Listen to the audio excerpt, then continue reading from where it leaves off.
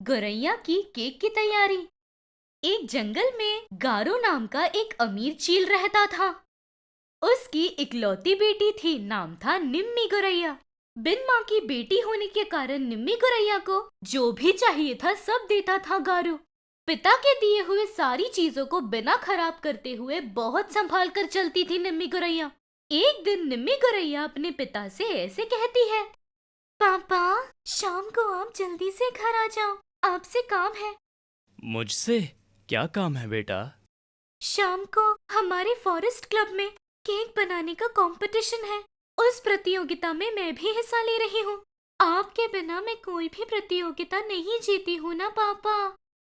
देखो बेटा, हर बार तुम जीतती हो मेरे देखने की वजह से नहीं, इतने अच्छे से तुम्हारे केक बनाने की वजह से। और आज भी ऐसे ही करो तुम, फर्स्ट प्राइज तुम्हारा ही है। आखिरकार मेरी बेटी केक मेकिंग में स्टार है ना। ऐसे कहता है। इस तरह हर बात में अपनी बेटी को सपोर्ट करते हुए सिर्फ एक पिता की तरह ही नहीं, एक फ्रेंड की तरह रह रहा था गारो चील। ऐसे में उस जंगल के पड़ोस में ही बड़े से जंगल में चाहू नाम का एक उल्लू और उसकी पत्नी सारा गौरैया रहते थे। उनका एक ही बेटा था, नाम था टोनी। चाहू का बहुत ही सुलझा हुआ परिवार था और उस घर में सारा के आने के बाद से हर रीति रिवाज का अच्छे तरीके से पालन करते हुए अपने घर को बहुत ही संभालते हुए आ रही थी। एक दिन बाहर से घर आया टोनी बिना नहाए हुए बेड पर आराम कर रहा था, तब माँ सारा गौरैया वहाँ आकर अपने बेटे टोनी से ऐसे कहती है, तुझसे मैंने कितनी बार कहा है, बाहर से आने के बाद नहाए बिना बेड पर नहीं चढ़ना। मेरी बातों को नजरअंदाज करने के लिए आज रात तुझे खाना नहीं मिलेगा। ऐसे कहती है।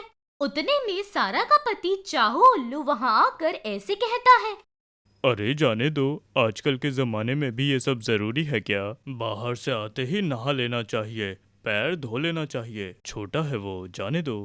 ऐसे कहते ही सारा को गुस्सा आकर अपने पति से ऐसे कहती है, अच्छा ठीक है, फिर आप भी आज इसके साथ बच्चे बन जाइए, आज दोनों को खाना नहीं मिलेगा।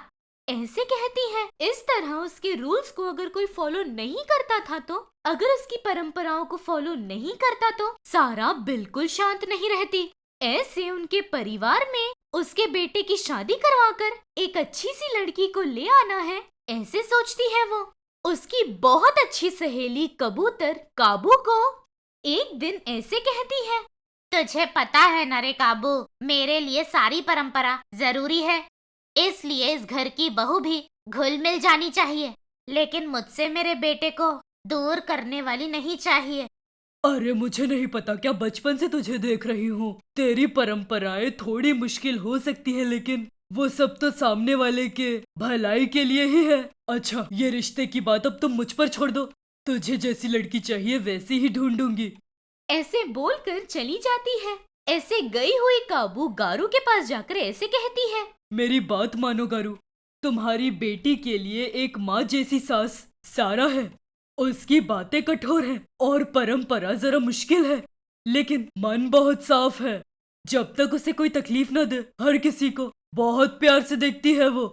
इसलिए तुम्हारी बेटी के लिए ये रिश्ता लाई हूँ मैं। ज्यादा सोचो मत, तुम्हारी बेटी को खुश देखना चाहते हो तो ऐसी माँ ही सास बननी चाहिए। ऐसे कहने पर गारो चील बहुत ज्यादा खुश होकर उस दिन रात को अपनी बेटी निम्मी गौरैया से ऐसे कहता है, देखो बेटा निम्मी, काऊ आंटी ने तुम्हारे लिए एक बहुत ही अच्छा रिश्ता देखा है। अगर तुम उस घर में बहू बन के गई तो तुम्हें माँ की कमी महसूस नहीं होगी, लेकिन उस घर में जितनी आज़ादी तुम्हें मैंने दी है उतनी नहीं मिल सकती, क्योंकि उनके परिवार में बहुत अनुशासन है। सब नियम के अनुसार होना चाहिए, ऐसे सोचने वाले लोग हैं वे। तुमने जो आजादी मुझे दी है वो इस दुनिया में कोई पिता अपनी बेटी को नहीं दे सकता है। यहाँ मैं जो भी अनुभव कर रही हूँ वो परमानेंट नहीं है, मुझे पता है। कल दूसरे के घर जाने के बाद उनकी तरह रहना पड़ेगा, ये भी मुझे पता है। इसलिए आप मेरे बारे में बिना सोचे आपको जो ठीक लगता है वो आप कीजिएगा। आपकी बनाई हुई रेखा मैं लांघूंगी नहीं। ऐसे कहने पर पास में ही एक अच्छा सा मुहूर्त देखकर निम्मी गौरैया की शादी टोनी गौरैया के साथ हो जाती है। ससुराल में पहली बार कदम रखने वाली निम्मी से सारा ऐसे कहती है, देखो बेटा निम्मी, तुम इतने सालों से दूसरे घर, वो भी बिन माँ के घर में पली बड़ी हो, इसलिए तुम्हें कुछ आदतें पता नहीं है। इसलिए इस घर की आदतें धीरे धीरे सीख जाओगी तो हम दोनों के बीच कोई झगड़ा नहीं होगा, हम अच्छे से रह सकते हैं। ऐसे अपने मन की बात को अच्छे से अपनी बहू को बताने पर निम्मी को अपनी सास के मन के बारे में पता चलता है। उसके पिता ने इस घर में क्यों भेजा उसे ये भी पता चलता है। ऐसे महीने गुजरते हैं। एक दिन निम्मी गौरैया अपनी सास सारा गौरैया के पास जाकर ऐसे पूछती है, सासू माँ, मैं जरा बाजार तक जाकर आती हूँ। क्यों बेटा, सारा सामान घर ही पर है ना? हाँ सब है सासू माँ, लेकिन मैं जा रही हूँ। परसों जो आपके बेटे का जन्मदिन है ना, उसी के लिए केक के आइटम्स ले आने के लिए। आपको पता नहीं ना, मुझे केक्स बनाने का बहुत शौक है। कहीं कोई केक्स बनाने की प्रतियोगिता होती तो फर्स्ट प्राइज मुझे मिलना निश्चित है। इतना अच्छा बनाती हूँ। इस पर सारा गौरैया बहुत शांत होकर ऐसे जवाब देती है, देखो बेटा निम्मी, तुम्हें शुरुआत में ही मैंने कहा था ना बेटा, इस घर की परंपरा है, उसके प्रकार जन्मदिन के दिन केक लाना पसंद नहीं। उस दिन अच्छे से मंदिर जाकर माता पिता का आशीर्वाद लेकर अच्छे से खीर खाकर मुंह मीठा करके रहना चाहिए। और केक कहती हो, वो अभी की बात नहीं, मुझे पहले से नहीं पसंद। ऐसे बोलने पर अपनी सास की बात मानकर उन्हीं की तरह चलती है वो। इस तरह अपनी सास को तकलीफ दिए बिना बहुत संभल कर चल रहे निम्मी के परिवार में अचानक से तकलीफें पड़ जाती हैं। अचानक से उनके परिवार पर बहुत ज्यादा संकट आता है। टोनी की सैलरी कम हो जाती है। दूसरी तरफ सारा गौरैया की तबीयत खराब हो जाने के कारण चाहू उल्लू की सारी संपत्ति सारा की दवाइयों पर खर्च हो जाते हैं। ऐसे समय में सारा गौरैया का अर्जेंटली ऑपरेशन करने का समय आ गया। चाहू या टोनी के पास बिल्कुल भी पैसे नहीं थे। निम्मी के पिता भी उस वक्त तीर्थ यात्रा पर होने के कारण पैसों को लेकर बहुत तकलीफ में थे वे। तब टोनी से निम्मी ऐसे कहती है, ए जी, सासू माँ के ऑपरेशन के लिए इतने पैसे चाहिए तो मेरे पास एक विचार है। एक बार सासू माँ से पूछकर बताएंगे तो ऑपरेशन के लिए जो भी पैसे चाहिए वो मैं कमा सकती हूँ। इतने पैसे तुम कहाँ से लाओगी? फॉरेस्ट क्लब में केक बनाने की बहुत बड़ी प्रतियोगिता होने वाली है। उसमें जीतने वालों को प्राइज मनी ज्यादा मिलेगा।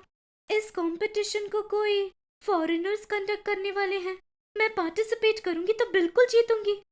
लेकिन सासू माँ से मैंने वादा किया था कभी मैं केक्स नहीं बनाऊंगी, इसलिए मैं एक बार सासू माँ से पूछूं क्या? ऐसे अपने पति से पूछती है। तब टोनी ऐसे कहता है, देखो निम्मी, तुम टाइम पास के लिए इस कंपटीशन में नहीं जा रही हो, माँ के लिए ही ना, इसीलिए जाओ।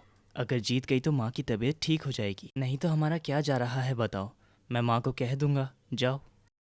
ऐसे कहने पर निम्मी जाकर उस कंपटीशन में पार्ट लेती है। उसमें हिस्सा लेने वाले सभी लोग बहुत अच्छे से केक्स बना रहे थे, लेकिन आखिरकार निम्मी के जीतते ही प्राइज मनी ले आकर अपनी सासू माँ का ऑपरेशन करवाती है। ठीक होने के बाद निम्मी सासू माँ से ऐसे कहती है, मुझे माफ कर दीजिए सासू माँ, जो आपको पसंद नहीं वो करना पड़ा। देखो बेटा निम्मी, तुम्हारी गलती नहीं, पुरानी आदतों को नहीं भूलना चाहिए, इसलिए मैं संभाल कर थी बेटा, और कुछ नहीं। लेकिन आज मेरी पुरानी परंपरा से नहीं, ये नई परंपरा से मेरी जान बची है बेटा, इसलिए अब से सारी बातों में मैं नाक नहीं घुसाऊंगी, ठीक है? लोगों के लिए आजादी बहुत जरूरी है, ये जाना मैंने। ऐसे कहती है। इस तरह निम्मी गौरैया अपने केक की वजह से अपनी सासू माँ की जान बचा लेती है।